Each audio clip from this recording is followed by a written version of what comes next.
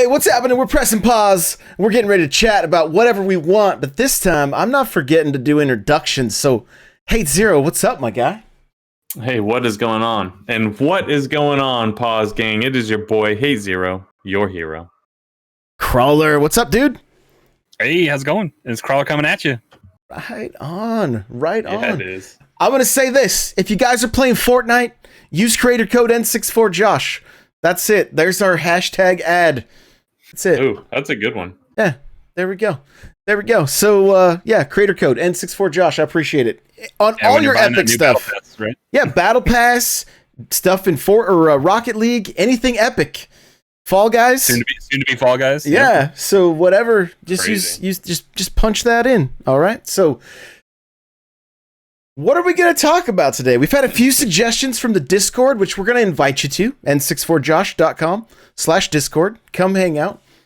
We have something in the works that we're going to be calling the Press Pause Party Chat, Oh. and we're just working on it. But it's going to involve all of us getting together. This is, okay, let me tell you where this is coming from. I know where this is coming from, right? Was it Saturday? So, well, okay. Little bit Saturday, right? And a little bit early pandemic. No, you hit the nail on the head. Okay. Eric, well, I think I said this maybe last week, but I wouldn't know Eric if it wasn't for Xbox Live, right? Like, and the party chats that we would get into, or just the open mics, right? Yeah, the hot mics. Yeah. And so then Crawler, what did we do? We we talked smack on the open mics, and I mean, Call of Duty lobbies were just cesspools of Nothing common villainy of Yeah, nothing tops Halo 2 though. No. Right? Like nothing, at no point was the internet worse than Halo 2. Eric and I would run around the maps going, look what I could do. Look what I could do. Swinging the sword. Like, we'd be at the flag. Look what I could do. And then people would show up and we would drop everybody that came into the flag and then just, look what I could do, and swing the sword at each other. Like, it was. And they had to sit and listen to it. Those were the good old days where you couldn't be in party chats, right? You had to just sit and take it. And we played some Halo, right, Crawler? That we did that on Saturday? Yep. That's what you were talking about? Yeah. Yeah. We hopped in, played some MCC. Crossplay works smooth. And better than Forza. Yeah. And yeah, it was Halo 2 anniversary just looks so amazing. Oh, it does. Going back to that. It does. And so that's what that's the idea for Press Pause Party Chat, is we want to get people gaming together, chatting together. And so whether this is going to be like, we can do custom matches in Warzone with, like, I think we need 25 for the smaller map and then 50 for the bigger map. That's just one option. I know there's custom games in, like, Fortnite. I know if we got into Halo, depending on who has an Xbox or a PC set up, like, we've got to try to find things that are pretty cross-play right now. Even Tetris 99. Once Fall Guys is more available, there's private lobbies in Fall Guys with enough people. I'm not sure what the threshold is, but yeah. Does Apex let you do private lobbies? Not yet. Okay. Not yet. I wish. That'd be a good one now that it came to Switch, so anyone can play it. Right. Yeah, that'd be great. But yeah, not yet. So that's kind of, it's in the works. You know, so if you guys, especially, you know, we got people in chat right now, like, jump into the Discord. If you're just listening to this after the fact, jump in. Like, we want to just, like, continue fostering community and getting people together and playing together. And online is kind of weird. Like, sometimes you might get a clique of a few people you hang with. I have a feeling there's more people than not that just sit and play by themselves.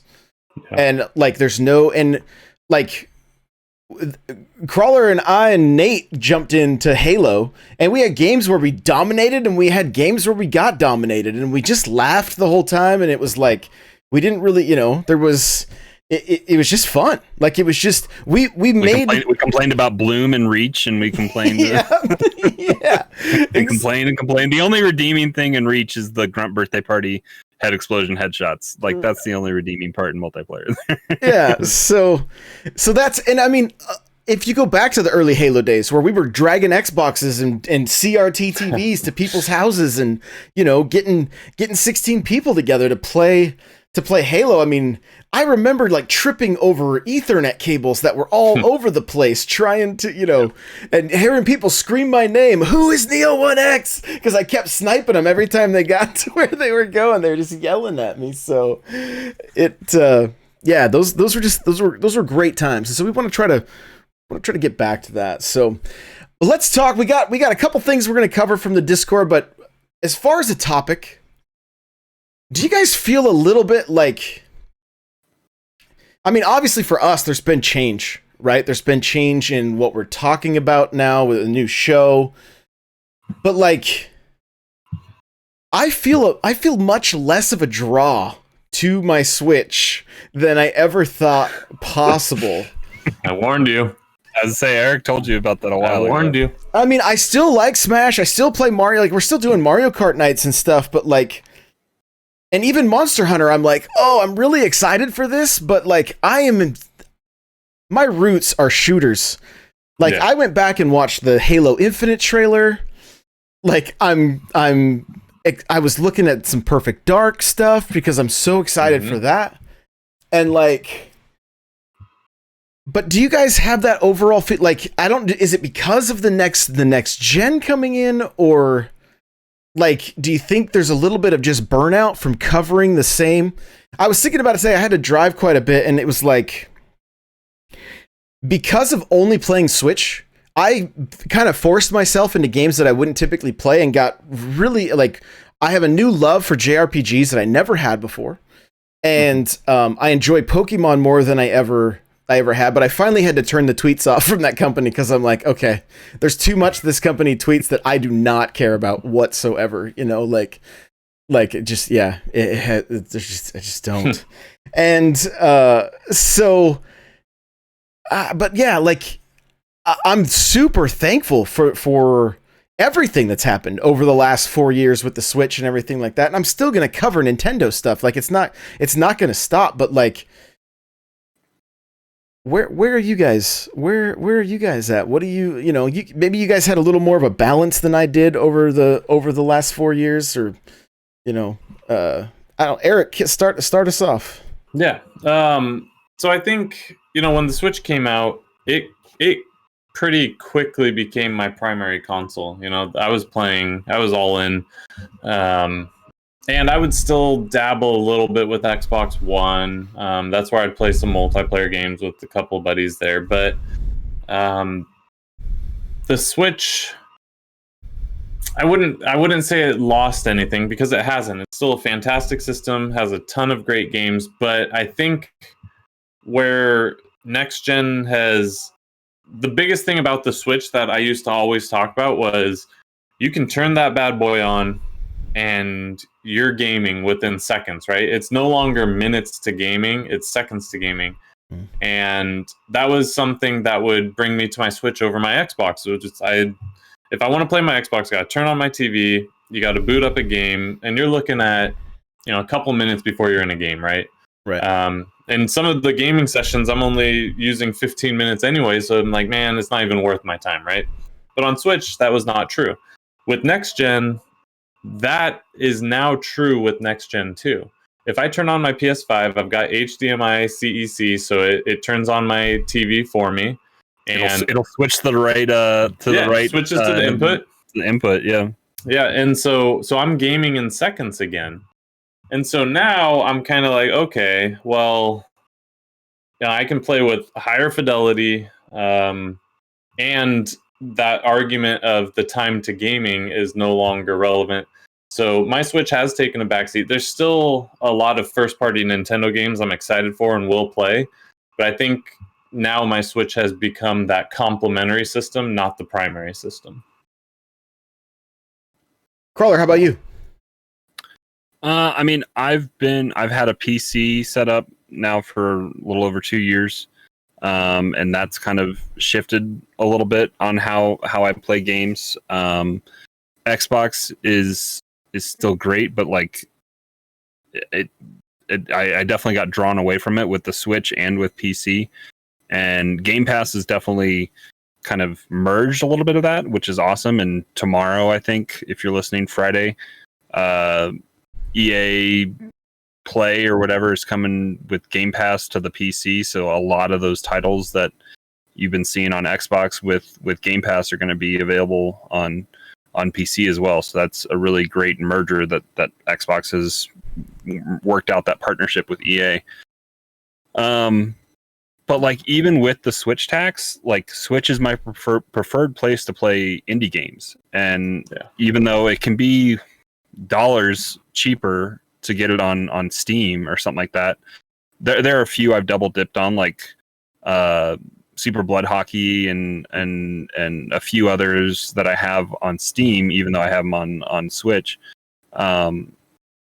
Mainly because I tried the Steam stuff for the couch co-op over the internet type stuff that Steam had going, which didn't work out that well.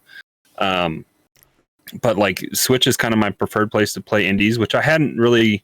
There'd been a few that had piqued my interest with like Xbox curating a little bit back in the day with Xbox Live Arcade, but I'd never.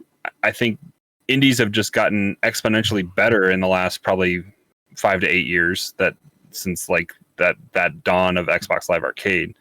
And I mean, on Xbox Live Arcade, what was it? It was like Braid and Castle Crashers. That's all we really cared about. Shadow. Right? I played Shadow. Well, I guess did Epic make Shadow Complex? It was in Unreal Engine. I don't know who made it, but I played Shadow Complex and Castle Crashers, and yeah, I mean, there was a handful, but yeah, it was like that specially curated kind of deal. Whereas now there's more, hundreds. And there's more just organic YouTube help, and even Nintendo a little bit helps curate that with the Indie World Showcase and some of the other stuff of games that you first off can't find on the eShop because it's impossible to navigate, but also there's other ways to bring that to the forefront and you can see it. And I mean, with the options that I have with controllers on Switch, I enjoy that because you can with the 8-bit DOE, you can have any controller hooked up to it pretty much, which is nice. So you get your choice. I think when Xbox and PlayStation can fully embrace just plugging in something that works, kind of like a PC does, that'd be nice. Because then you can play like Cyber Shadow on PlayStation. If you could just plug in a wired 8-bit DOE or hook it up via Bluetooth or whatever, that'd be nice. But I don't think they have that kind of connectivity yet. So I mean, I enjoy the portability of Switch. It's something. Even if I'm going on just like a small weekend trip or whatever and taking it to a hotel, it's easy to pack up and take with me. Whereas you can't do that with I mean, the Xbox Series S. Maybe Series S is money for that. I went to my buddy's house yesterday and he had me bring my X. He's been trying to get one. And I feel so bad for him because Wario had tweeted out they were available at some place called and you guys are gonna laugh, but it was like BJ's Warehouse or something like that, right? Yeah, I saw that was like 2 days ago. Yeah, so I'd never even heard of the place, but I had like after 10 minutes, I had one in my cart still. So I texted him, I'm like, bro, they're still available, and he never got he didn't see the text till after it was too late. So I'm like, oh, I should have just bought it for him, but so I brought it over last night, and he pulled the Series, and it's a tiny little like. It's so compact and so like, and then I see a PS5 in the wild, and like it's sitting on like a 2-foot shelf staring me in the eyes, and I'm like, it's like popping its collar and looking all slick. I'm like, whoa, this thing's a monster. Like, it's no wonder they can't get them out fast enough. There's not enough plastic in the world to print to make those things. But yeah, you definitely ain't taking that to the hotel.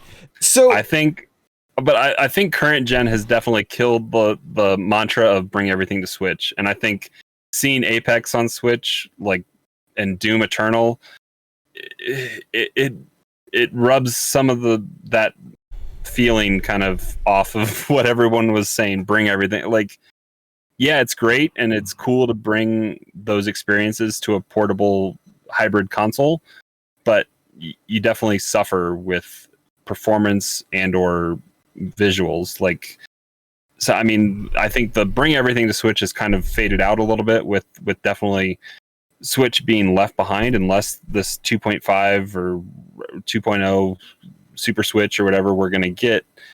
But I think Nintendo is not dumb enough to make the same mistake they did with with the new 3DS. And oh, you don't discredit how dumb they can be.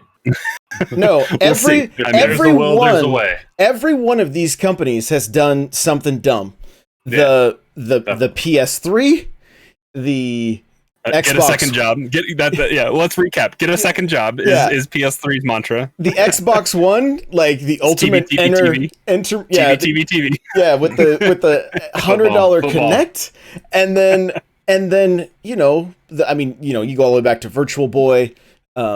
Wii U, even though albeit a good system, but the marketing was just a joke. So they all will make missteps. That's business, right? And that's honestly, that's kind of what gets me to this point right here. Is right now, Xbox seems to be as hungry as Nintendo was when the Switch came out, and that's what gets me excited right now. Being a part of what Xbox is doing.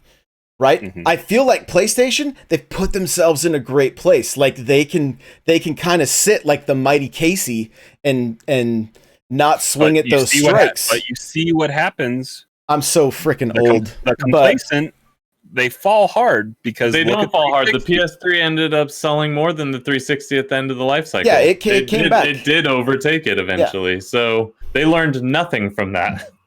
No, and then but look at Xbox, where 360 was arguably the better system. Until the PS3 Slim came out. Yeah, numbers will dictate, I guess, differently.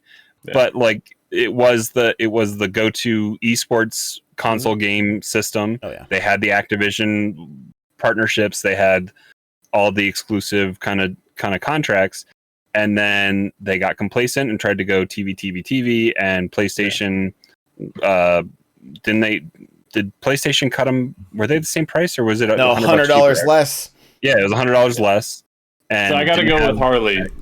Harley says Xbox still can't name things. Let's talk about this for a second. They screwed up royally by going Xbox One, right? That was utterly stupid. That was a dumb name. But they could have reset right there and gone Xbox. They could have gone Xbox 2 there, right? Like from there, they just did Xbox One, go Xbox 2, and then start that. But instead, they go with the most confusing naming thing I've seen. So now we've got the Xbox One S, One X, Series S, which is hard to even go back and name. Like even on the last couple of weeks when we've been talking Xbox, I have an Xbox One S sitting in front of me. But it's hard to say I have an S because there's Series S and there's Xbox One S and there's Xbox X and then there's Xbox Series X.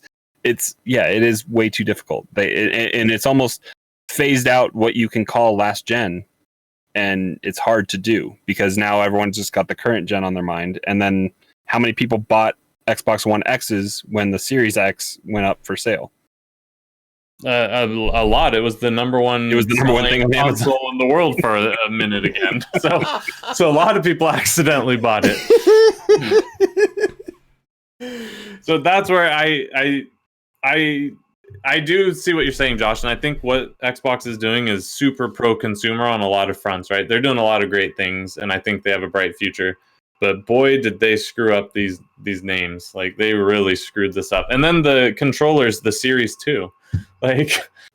Which works on the Xbox One. Well, what's confusing is it's Xbox Elite Series 2. Series 2. Yeah. And that used to be the old 360 with the HDMI. You're right. That was the Elite. That was the Xbox 360. Yeah, it just... Yeah, the naming is... but again, look. Like, Nintendo, the same thing. The Wii and the Wii U. Like, it was a huge... Like, the Wii was a stupid name.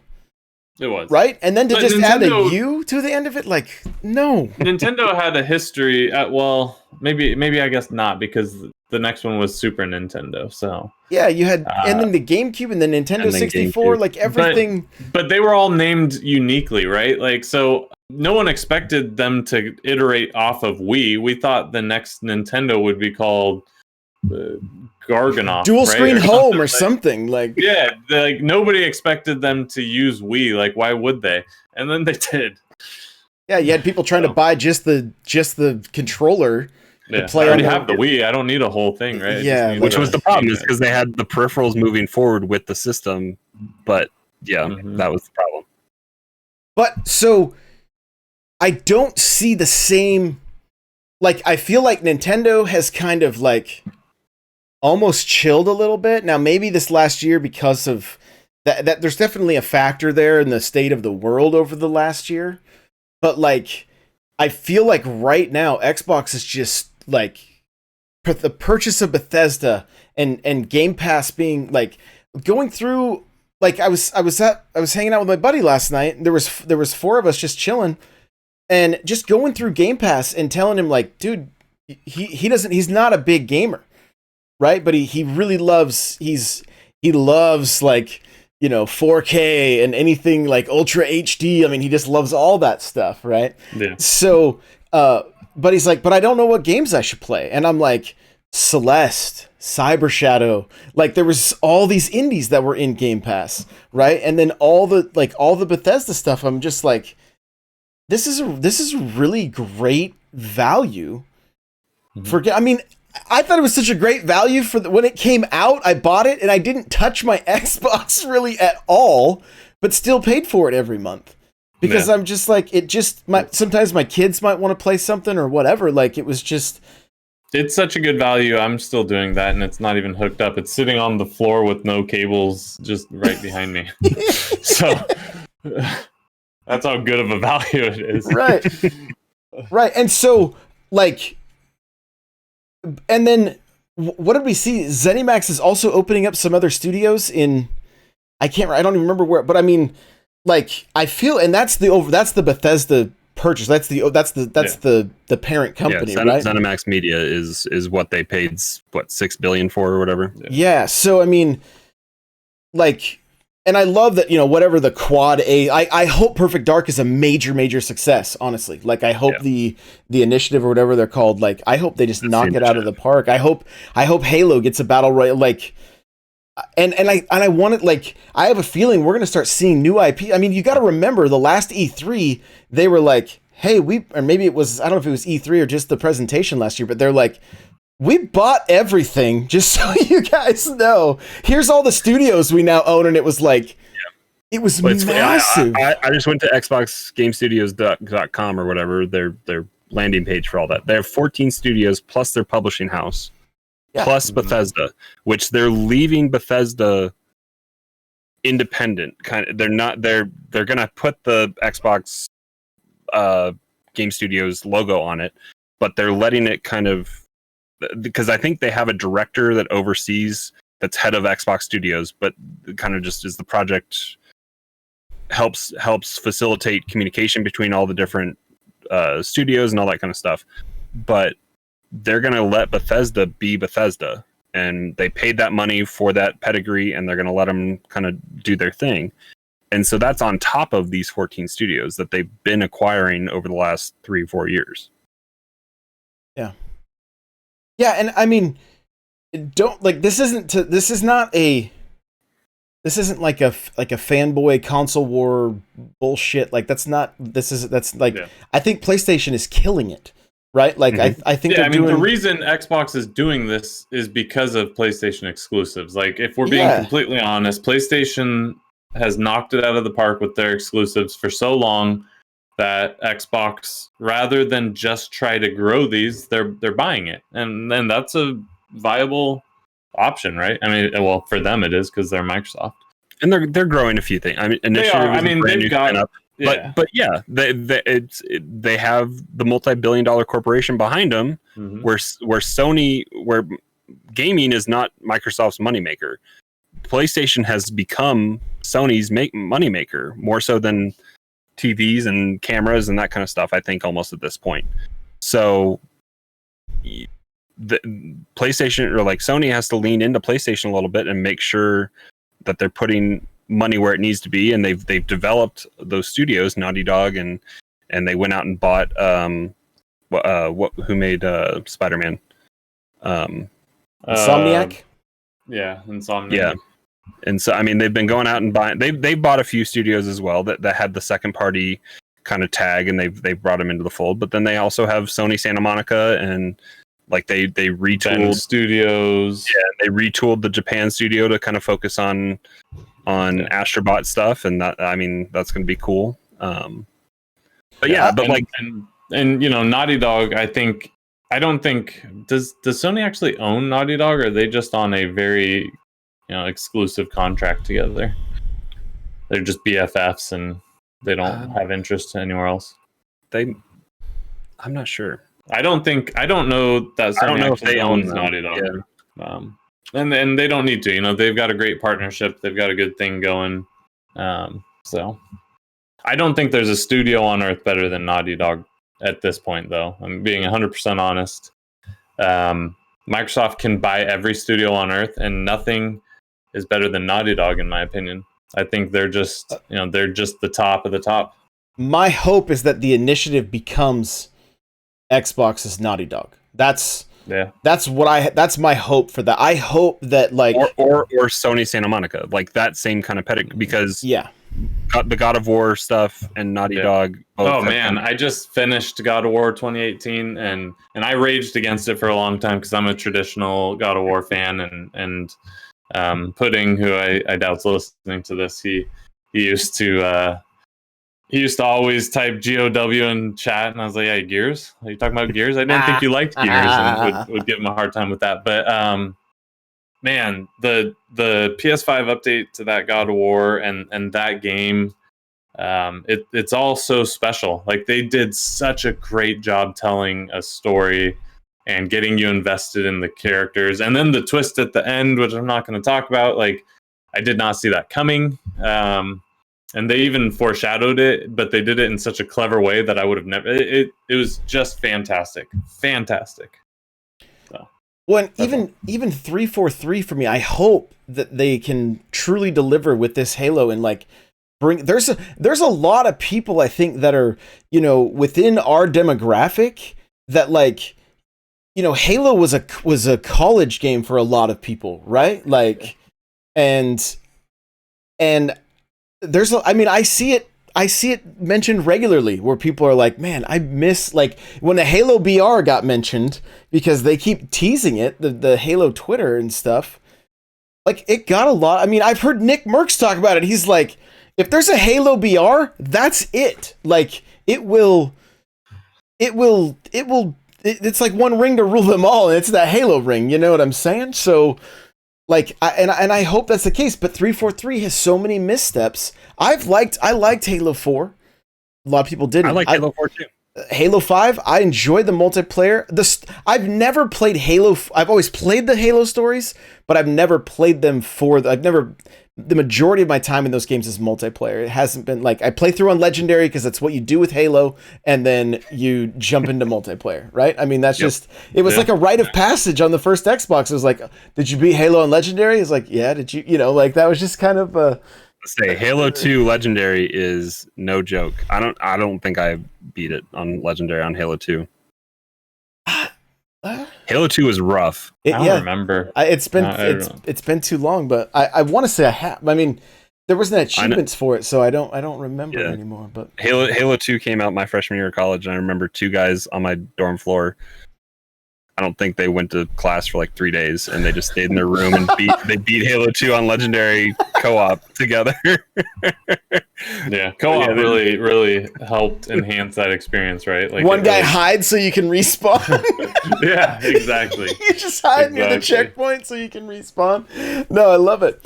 And that was easier in Halo 1 than it was Halo 2, though. Halo 1, you got to a checkpoint, you mercy killed your teammate, and then you just backed up so you didn't grab their gun.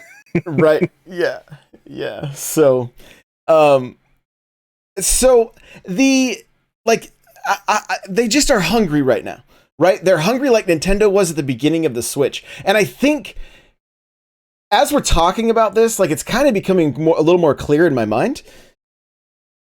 PlayStation has been in the place that Nintendo is transitioning into right now, where they are crushing the market with console sales, game sales, and they are allowing third parties to Capcom with Monster Hunter is going to be it's going to sell. It's going to be huge. not only here because of, I think World has paved the way for Rise to become one of the best selling Monster Hunter games, period. And then if it hits PC as well, like it's just going to be, it's going to be a massive, massive seller. But I feel like Nintendo has kind of stepped back and just been like, okay, we are where we need to be. And I hope that this is a healthy thing for the devs too, where it's like, work normal hours, don't kill yourselves trying to get, don't crunch, none of that garbage. And they did it with Animal Crossing, they delayed it. And they can just be like, yeah, golf is coming out and we're going to keep digging from the backlog of the Wii U and now the Wii, they're bringing Skyward Sword. Right? Let's say they're running out of Wii U titles. Yeah, they've got very few left. They still have Wind Waker. They need to do that Wind Waker HD. Yep, and gotta get it. And I think they're in that same place as Sony, where it's just like, we don't have to be in a hurry. Like we can take our time, put out top notch quality titles. And I mean, Fortnite and BRs, they're doing a great thing by just keeping people busy with these battle passes. Not everybody, of course, not everybody's playing them, but I mean, and I want to see, and Xbox is fighting to get to that same place where it's like they are just making money and putting out killer IP, and When it comes to Nintendo, I think I saw this on Twitter, and I think it came from the shareholder meeting that I think was had already by Nintendo, or numbers that are going to be presented there. But I think they're preparing for their highest software sales ever. Yeah, and that goes back to like Wii era sales. So, I mean, this has got to be the calm before the storm. And whatever they're planning on announcing in June or E3 time or whatever for the second half of this year has got to be massive. And I mean, it is Zelda's 35th, so I'm hoping that there's going to be more than just the Skyward Sword HD and the Joy-Cons. They would be insane not to do Wind Waker HD, right? Like, obviously, I think more Zelda stuff's a no-brainer. I think we're going to get a collection similar to the Mario 3D collection, and I hope, right? I just want them to sell me Ocarina of Time again. But yeah, I mean, if they really want to change my life, a remaster, like a proper remake of Ocarina of Time, that's the last game I'll ever play. That's it for me. I'll sign, seal, deliver. We've seen that rendered in Unreal. I mean, oof, I know. It's a beautiful thing.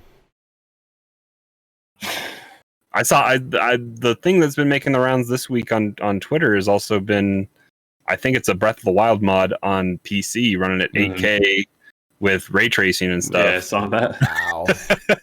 it looks fantastic. It makes me, you know what I immediately thought? This is how good Breath of the Wild would look on PS5. Like, that was my first thought, because the Switch Pro's not going to play it like that. So I kind of, for a moment, was like, man, it'd be nice if Nintendo would let their IP just go. But that wouldn't be Nintendo. And they're not going to. I get it. No. And so, like I was saying, with those, I mean, Sony releases are kind of few and far between. I think we're going to see Nintendo releases become fewer and far between. And that's okay. I mean, we just got to get used to that environment. And for me, like, I'm having so much fun playing shooters, and Crawler and I are so much the same. The battle royales are great, but give me team deathmatch in Cold War, or I think Warzone was even, or Modern Warfare was even better, but I didn't play it. And I'm happy as a clam. Like, it is like. And I was saying this while you were playing Apex as well. Like, Respawn celebrated the birthday of Titanfall.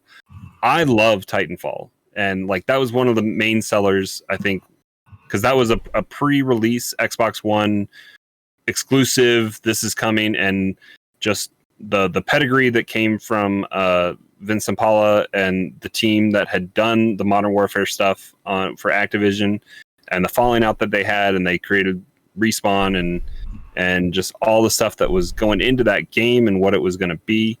And it was going to be a multiplayer, single player experience kind of story built in, which kind of fell flat. But the campaign in the second game was arguably one of the best campaigns in the last 10 years. It makes me excited for, I want Titanfall 3, and I hope they're working on it. And I hope that team that's working on Apex isn't just solely focused on Apex, and they are developing, because it is the same engine, it's the same guns. They don't have the wall running and stuff that I think would make Apex a little more fun if they had some of the wall running and grappling hook and all that kind of stuff. But grappling hook's I'm there with one character, but yeah. The thing, kind of going back to when we were talking about Apex on the Switch, Apex is a game that you're gonna sweat. Like it's a pretty, there is a skill ceiling in that game, or like a decent skill gap, right? Like and to put yourself at a disadvantage with the Switch is tough. Whereas you can jump in and play Fortnite and still have a good time with that game, not having to build or anything like that. But my gut feeling is there's going to be a lot of people that get really frustrated trying to play Apex on the Switch, especially if they do crossplay, that it's just going to, it's going to give them a sour taste jumping in. It's going to be a ghost town here in a little bit, I think. Jumping into a game like that. And it's unfortunate because, I mean, and maybe the Pro, maybe Panic Button, sends out an update if the Switch Pro comes out and the game gets to be at least like a 360 quality game, like it's so funny. This dude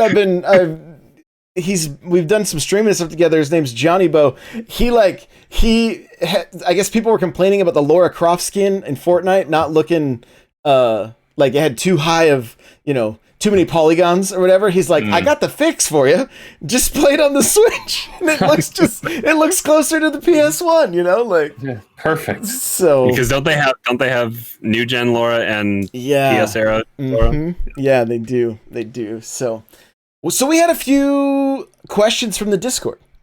Talking about like some of our favorite games from licensed IP, right? That's kind of that was from Crosif. And then we also had somebody else asking about our thoughts on the Ninja Turtles movies, new and old. So let's start with the games with the IP. Eric, you gave him the best answer right off the bat with what was it? Superman 64. Yeah, I mean, knocked it out of the park. Like, it's not hands down. That game is just called Superman. I mean, was it? Yeah. Well, how do I differentiate it? That game was hands down man. There's been a lot, and trying to go back. Recency bias. I think Fallen Order is the best licensed game. Just because they took.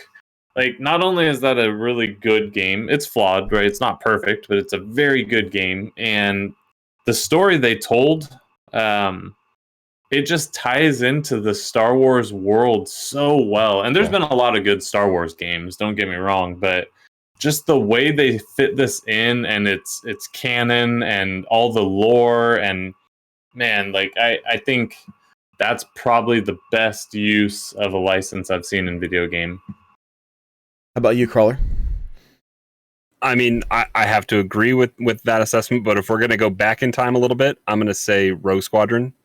I don't know how many hours I sunk into that game, and it wasn't you didn't get to do it on the Battle of Hoth, but you got to still reenact taking down a AT-AT Walker and throw out that tow cable and take it down, and just seeing planets that you hadn't seen in the movies.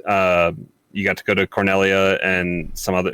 I'm trying to think of some of the other places you got to go, but like just seeing that universe, that was kind of the first time in a 3D space you got to play out a little bit of the Star Wars world. I mean, you had Super Star Wars and Empire and Jedi, but like those were kind of just made up levels within the scope of the movies, and I think having its own kind of narrative with Factor 5 just killing it with that game. I mean, I think Star Wars is probably going to be a theme here when it comes to licensed games. Well, But, I mean, to name a few others that were really good, the Spider-Man stuff on PlayStation's fantastic. Anyone who said that was the best, I wouldn't argue against. Those Batman games were fantastic. But even go back to Spider-Man on the Xbox. Remember Spider-Man versus, wasn't it like that was Maximum Carnage, but there was like a Venom. It was like Spider-Man and Venom, or do you guys know what I'm talking about? Like those early Spider-Man games that were GameCube, PS2 and Xbox. I mean, they were OG Xbox. Yeah. There was movie-based titles, and then they also split off and did some cel-shaded ones Like that were it was like comic style. Yeah. Yeah, they were money. You know what else was really good, highly underrated, and I love the South Park Stick of Truth. Mm-hmm. And the Fractured Butthole was it's so fun to say, but right. I think that wasn't as good. It was probably a better game, but harder game too, right? The Fractured Butthole. Yeah. That game captured South Park so well. Because they had to finally sit down and they mapped out South Park. Yeah. Like, because Trey and Matt had, I think, in the development of that game, had talked about like it's always just fast cuts to Stan's house or Cartman's house, and they never placed the houses on different streets, and they actually got to map out South Park, and I think they found it kind of fun and freeing to do that. Yeah, and the game's like, it's like watching a 20-hour episode of South Park. So if you're into that thing, like that's a good one. There's been a lot of great licensed games. So it's hard to pick one, but Josh, where are you at? I mean, you guys are you're totally right. Like when Crawler talked about taking down the AT-AT, you did that in the Super Empire Strikes Back on the Super Nintendo. That was part of the missions, and I mean, that's some of my favorite things in Star Wars. Is that the Battle of Hoth? Like I love that. Like if like as a kid, I would like watch that, fast forward through Dagobah, then get to Cloud City kind of stuff. Like that's just kind of like, and then. But now as an adult, there's so much like interesting stuff on Dagobah that you gotta like listen. Right, exactly. And so I mean, I love that, but I mean, for me, it goes all the way back to Teenage Mutant Ninja Turtles 2, the arcade game, right? I mean, I played the heck out of the first game, but the arcade game was the first time that like. We had a beat 'em up at home. Like there was Double Dragon and stuff. Don't get me wrong, but like they still didn't have the. I didn't like it nearly as much as the arcade game. It was stellar. We mentioned it last time, but Bucky O'Hare was another incredible game, just based on that license, right? Like if Nintendo had got the go ahead, Donkey Kong would have been Popeye. Like which is totally crazy to think about. How have we not talked about arguably the best licensed game of all time so far? 007 GoldenEye, N64. There you go. Yep. Changed the face of shooters forever. Mm-hmm. Yeah, it brought a viable shooter to a console. It proved it could be done. Yeah, there's been a lot of good ones. There's been some really bad ones too, but there's been a lot of really good uses of license. Well, and I mean, I've been on this Transformer kick, like watching it on Netflix.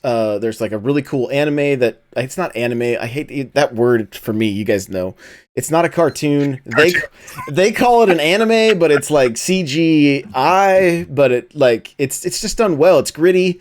I'm really enjoying it. It's like Siege, and then Earthrise is the second one. But there's also a Combiner Wars TV show that was on Machinima, and then they went out of business, so then Rooster Teeth got it, but then the official Transformers YouTube channel has these, so if you want to watch them, you can find them. But I love Combiners, like Devastator, it was always my favorite. All of you guys, if you're listening to this, you have to do this for me. Type in Transformers Fall of Cybertron, like the very first trailer for that game. Maynard from Tool has another band called like it starts with a P, but I never know how to say it right, and it always sounds super inappropriate, and I think that's intentional. The P silent? I don't think so. I think it's supposed to be like Lucifer with a P, I think is what it boils down. I think is what that's kind of how it's spelled, like Lucifer with a P. So you can War for Cybertron was like was that a 360 game? 360 War and Fall, and I think it's Fall. I think Fall was the first one. but watch the trailer for that. Like, it is some of the coolest cinematic. It to me is up there with the Mad World Gears of War trailer. Like, that's how good this is. And it's during that era where we were seeing these trailers that were like, you know, they would introduce these like. That's what sold me on God of War, or not God of War, Gears of War was that trailer. Like, because that was an unknown IP. Like, it was a brand new IP. Gears 2, like Gears, for the first 3 games, they nailed their trailers, and then Epic, it just... Well, Blazinski left, I think, right? Yeah, it was after Cliffy B left, and those trailers were just something else. Like, nothing, I don't think anything's ever hyped me for a game more than these, like, because it's counterintuitive, right? It's like you would expect something fast-paced and heavy for this, but they went with these slow, real melodic, music, and it just was so perfect and gritty, and man, that's how this trailer is for Fall of Cybertron, and the music is the same. Chat's like, it's Perfect Circle. It's not. It's not Perfect Circle. This dude Maynard has like a minimum of 3 bands. He might have more. I can't remember the name of this song off the top of my head. Let me see. I have it right here. But like, basically, because of that trailer, I started listening to that band and wanting to hear that song. Like, that song in particular was just like, it was done. So it was the same thing with Mad World. Like, it was like, this is really, really good. So yeah, that arrangement of the song for Mad World got like put on the radio more, and I mean, I think that trailer definitely helped that song. That song had been around, but like that arrangement, that how that was played out. Right. Yeah. So the song is called "The Humbling River," and the band, like I said, it's Lucifer, but spelled with a P instead of an L. So, it just doesn't. It never comes out right. It's like pleather. It's like pleather. Well, it's something. not leather. It's pleather. But... yeah, basically that. Just leave it at that. But there's not like, yeah, we'll leave it at that. But it's a pretty good. It's a totally different sound than anything from. It sounds more like Mad World kind of stuff, and it just fits so perfect. You know, and there's destruction going on, and people like the Autobots are falling, and it's like everything's coming. It's good.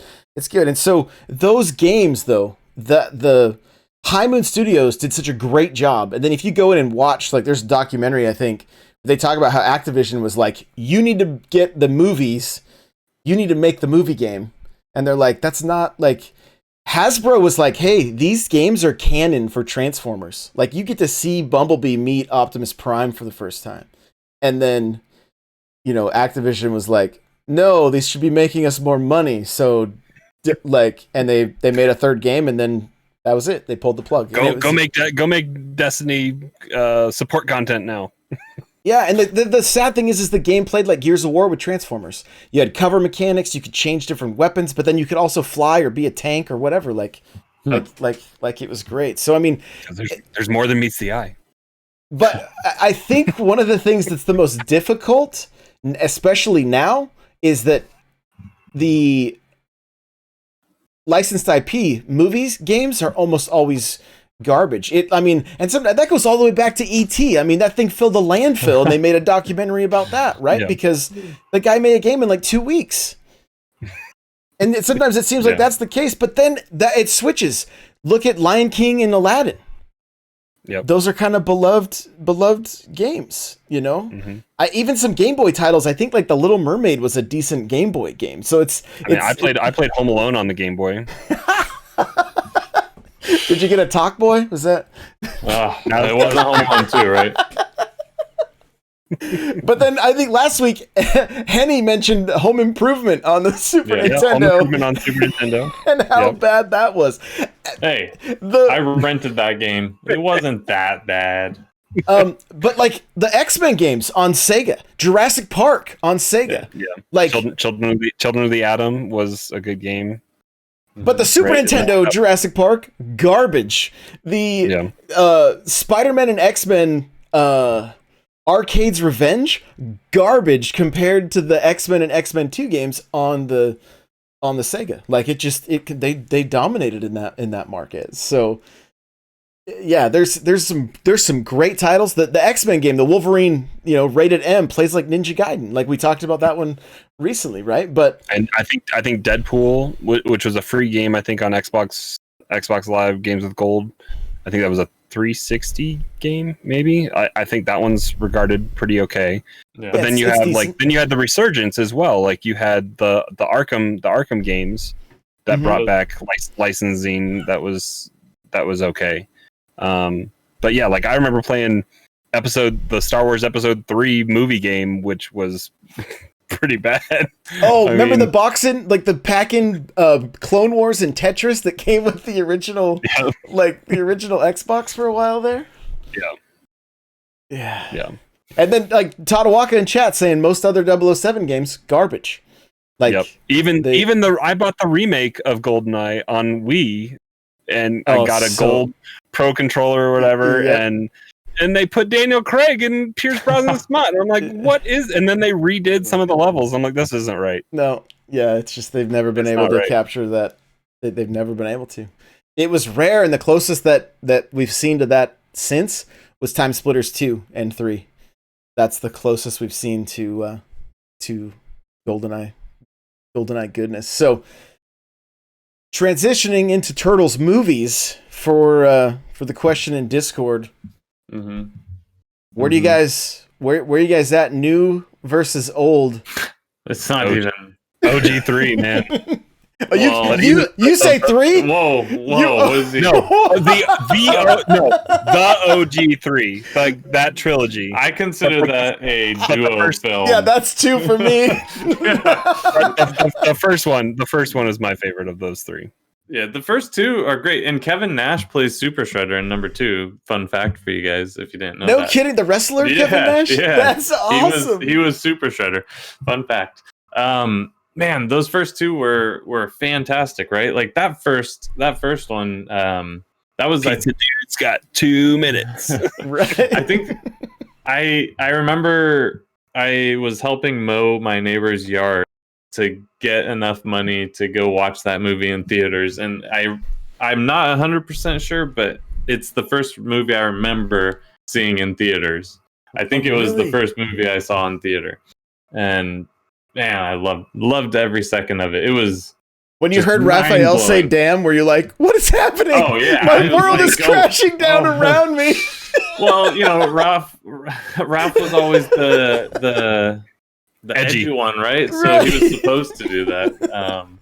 But not a real swear. I mean, these were cartoons, right? There was no such thing, and then all of a sudden, it was. Well, I mean, yeah, definitely. But Raph was, if anyone's gonna do it, it was him for sure. And then the second one, got a little more outlandish, but it was still like within the realm of awesome, or at least it was for me, and loved that one. By the time the third came out, though, like the turtles started looking a little cheesier. The where they went to China or something ridiculous, like right? Yeah, it was wasn't a Shredder, or not a Shredder, a Splinter, like origin story a little bit. Yeah, I don't. It just they went back in time, right? Yeah, they went back in time, and it wasn't Turtles in Time. It was not that. That's for sure. No, yeah, it wasn't prehistoric a little too or whatever. Spare Change says a little too Raph. That's such a great line. I'm just looking at the thumbnails on HBO Max, and it just looks so bad with them wearing the samurai caps on. I know, yeah, it's bad. It's bad. But dude, I had that okay, another fun fact. That first Turtles movie, that was the first CD I bought. The first compact disc. You remember when compact disc came in like a huge unnecessary cardboard thing? Yes. No one remembers that. But I had that, and I would you can see it over the other CDs. Yeah. I would put it in its cardboard, like back in the jewel case into the cardboard, and like it was my cherished. Did TURTLE Power when that would come on? That was my jam. Yep. Well, and who's the actor that was in was he in Iron Man 2? He was just a kid in I can't think of his name off the top of my head. It just escaped me. But he got his start in that movie, and then the voice of Donatello, like that was one of the Corys, right? Corey Feldman. Yeah, You know, like they're so funny, and the whole like going out to the farm and like all that. Like I loved that movie. I remember we didn't have a VCR until I was much older, and we rented. No, we finally got one. I went and rented The Secret of the Ooze, and I remember my dad's friend came over, and I watched the whole movie, and he watched some of it. I put it in our rewinder because you didn't want to ruin your VCR using the rewind feature. Was right? your rewinder a cool like race car? Or something, a little extra fast, right? Yeah. And so just hit play and started. He's like, "Are you watching it again?" I'm like, "Yeah, this is a rental. I've only got 24 hours." Like, he's like, "The sun is out." I'm like, "I don't care if what is out there. Like, unless it's the Ninja this Turtles." This movie's got to be back 5 o'clock tomorrow. Yeah, like I'm watching this thing over and over again. Like we're not messing around right now. My mom's nowhere around to tell me to stop, so I'm doing this. This is what's happening. But there was a huge misstep in The Secret of the Ooze. Toka and Razor. Why weren't they Bebop and Rocksteady? Oh yeah, I don't know. I mean, that's a valid question. I've wondered that too, and they ended up making those characters. I know those two were in Turtles in Time, weren't they? Bebop and Rocksteady? No, Toka and Razor. They were in that game. That's right. But like, I felt like he replaced Slash. I was like, no, Slash is my favorite. You know. Yeah, they should have totally done Bebop and Rocksteady. Those two should have been in the first movie, probably. I mean, I'm sure the puppets and everything, and then you fast forward to the new Turtles movies. Now, I think it's worth mentioning though, TMNT, the CG, was actually a pretty good flick. Like I enjoyed it, and the Game Boy Advance game, top tier Turtles game, like right up there with the Turtles in Time stuff. So like it's good.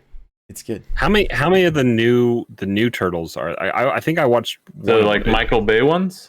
Yeah, because isn't like Megan Fox, April O'Neil, or something like that? Yeah, there's two. Two. Yeah. They weren't bad. Like they're watchable. The turtles look weird though, because they look more like turtles. Michael Bay, any movie with Michael Bay, cars are gonna flip, right? Like, right. It's unnecessary action. There's gonna be lots of lens flare. Yeah, all the lens flare, and it was entertaining, but it's just like the turtles are hulking, gross things, and it just wasn't. The first one was like whatever, like just it is what it is. It was fine. It didn't. I think the best scene was when they're in the elevator and they start rapping together. Like they're like. I thought that was kind of fun. As they're waiting for it to... Yeah, they're waiting for the doors to open, right? But the second one, as soon as Casey Jones, like, duct tape, like, wheels to his feet and was skating, I was like, this is the worst... Like, this feels like such a huge waste and missed opportunity. Like I just don't understand, like, if you can avoid the corny stuff in the movies that are already ultimately corny because it's a turtle that knows karate, right? Like, speaks. But yeah, right? Like, that was always my favorite thing to say. Like, I'd be working with my buddy and we'd be quoting Ninja Turtles and it'd be like, I think his name was Tatsu, and he was like, "Why do the turtles trouble you, master?" And I'd always answer as Shredder, because they're big freaking turtles that know karate, right? Like, that should have been his answer. But he's like, well, their style, it's something from my past. Just like, what? Okay. These are giant walking turtles. But it all boils down to Hiroko Saki and Hamato Yoshi, right? Like, that's those right. two, they started it all. I don't. If you haven't seen the new ones, they're watchable. I wouldn't pay money for them though. If you can watch them free on Prime or something, and you have nothing else to watch, you've watched all the other things. They're watchable. The new game, that new game coming out. TMNT is on HBO Max, and so are the first three movies. But I think you're right with Amazon. I think that's where the two new ones are. Yeah. I think I bought them on Vudu when they were like $3. I'm like, yeah, it's Turtles. I'll throw $3 at it. You know what I mean? So like, but I've only watched them the one time each because I think I may have watched the first one twice. Enough. But like, yeah, that's good enough. But yeah, those. I mean, I remember the opening song for the Pizza Hut commercial on my VHS tape for the first movie. Was like, off in the distance, the game's dragging on. It's all about this kid playing in right field with the dandelions, right? Like, I remember it to the T, because I watched that stupid movie so many times. And I mean, I watched it in the theater and went and played Little League. Like, that's what I did. Like, it's just that, yeah. Something you just described, nobody remembers is a thing. Commercials at the beginning of movies? Yeah, advertisements in the beginning of the movies. People don't know that that's a thing. That used to be on DVDs, like the first gen DVDs too. Like that was a thing. You couldn't and they were unfast forwardable. Yeah. Right. Yeah, yeah, you couldn't skip them. You're like, what is this? You couldn't skip to the top menu. You couldn't skip. Yeah. You couldn't fast forward. You had to sit there and watch them. Yeah, people don't remember that. But yeah, on the VHS, you would. I mean, I always enjoyed it because that's how I would see we rented something, and in it there was an advertisement for Ace Ventura, and back then Jim Carrey was just known for In Living Color, right? Like he wasn't Jim Carrey as he is now, right? And so what if it wasn't for those ridiculous advertisements, I would have never watched Ace Ventura, and that's probably not true because he ended up going super famous, and I probably would have watched it, but. You would have seen the mask, and then you would have gone back and found Ace Ventura. Yeah, exactly. So it was, we got to watch it before other people like ruined it for me and told me all the jokes, and so it was cool. Yeah, before you heard, do not go in there over and over and over again. Like, oh, stop. Just stop. All right. Finkel is Einhorn. Einhorn is Finkel.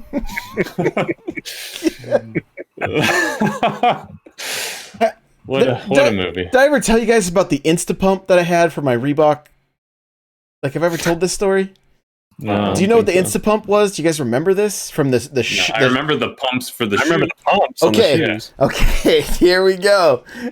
So I had, like, my goal was to wear everything Orlando Magic in 7th grade because I was like, I am going to fit in with the cool kids. I'm going to get the starter jacket.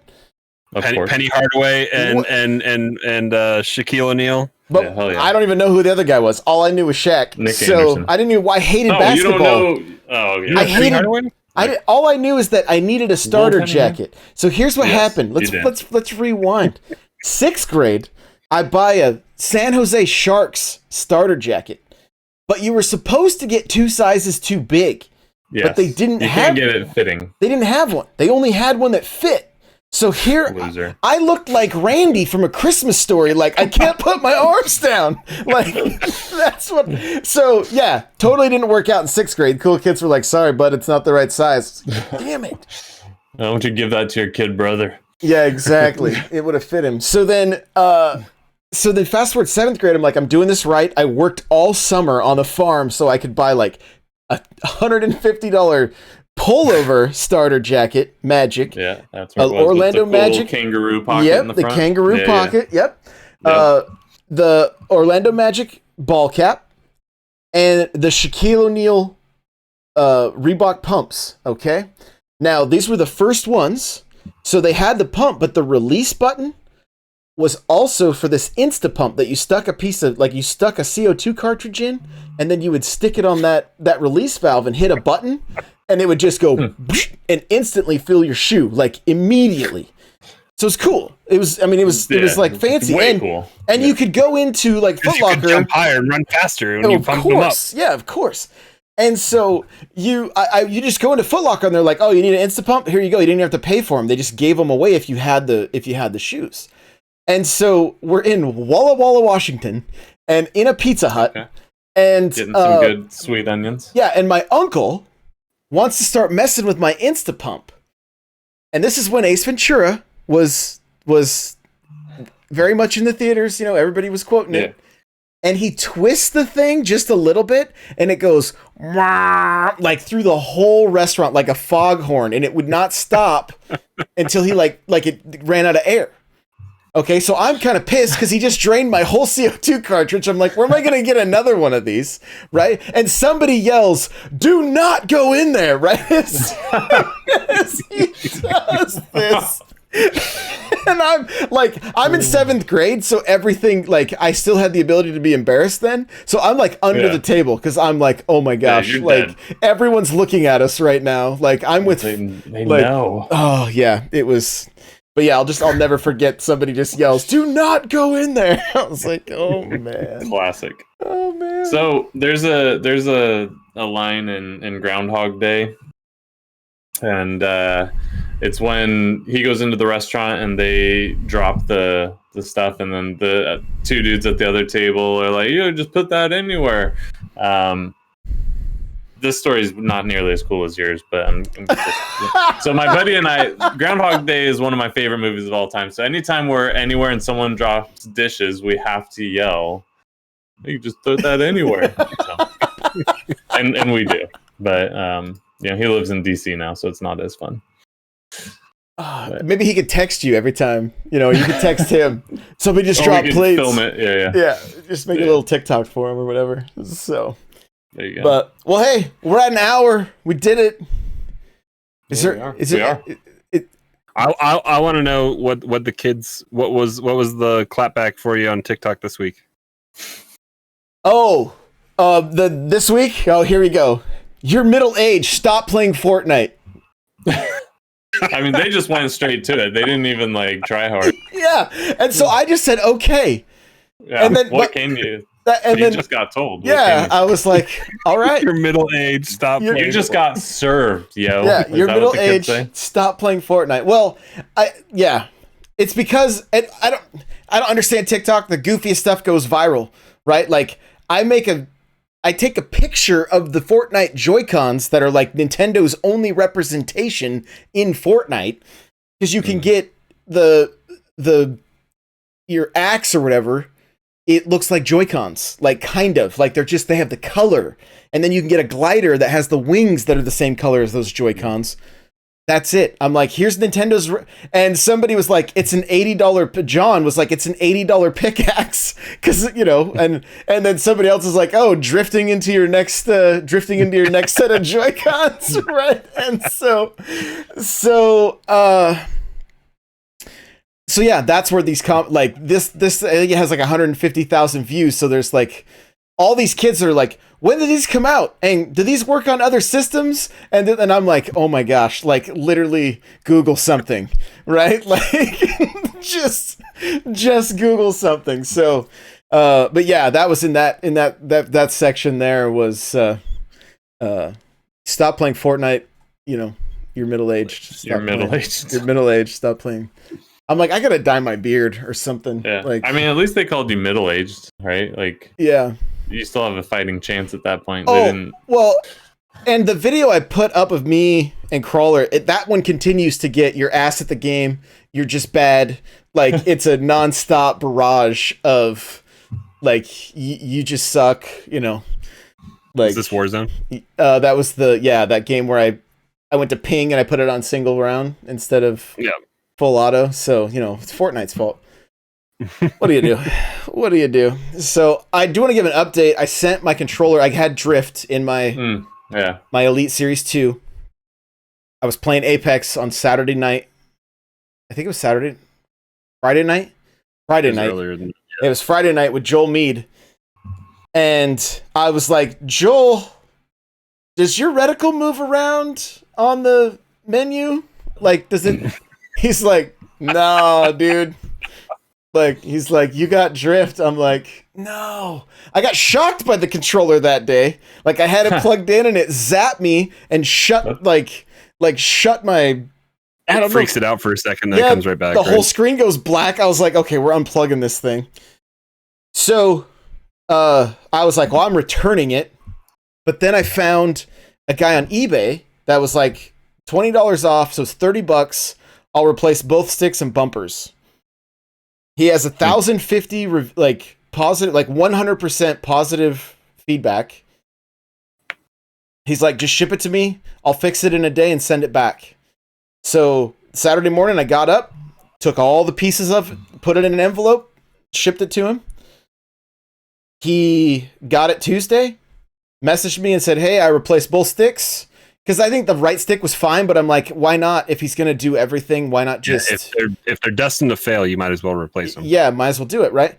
So he did both sticks, and then he goes, I put Series 1 bumpers in because they're higher quality than the Series 2. He goes, I don't know why that's the case, but you have Series 1 bumpers now.